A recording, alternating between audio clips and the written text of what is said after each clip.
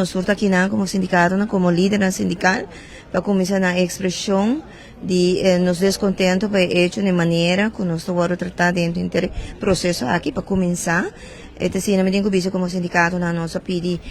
Parlamento de Aruba para encontro assim nós podemos nosso ponto de vista assim na mês tem que vista também que nós amanda nos posição por escrito assim nos ponto de vista também conhecer a vez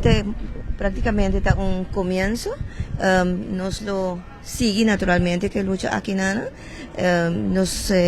lutador de promover que nós hope ainda passar e tempo acaba asa de pôr pia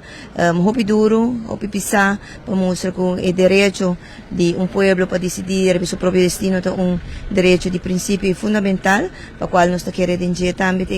ainda e nós está para pelo qual nós temos a mesa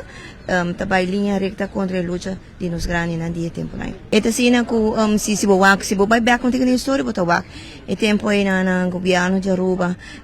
tal da tinha posição e sindicato não tal tinha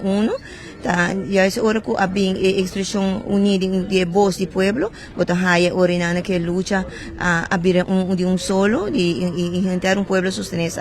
nós queremos que saque tem bem suceder nós queremos simplesmente bisa que saque tá arreglo com acordo que nós acaba de mesa não é suficiente por nós queremos já que nós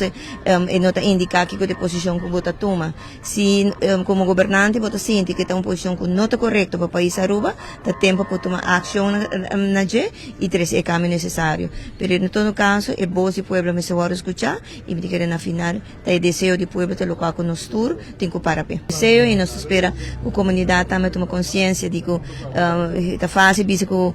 e nós também também não está mi abuelo firma que na mi abuelo firma ya na então se te esse caso para trás e luta com o abuelo ou familiar por arriba e tempo e saque este momento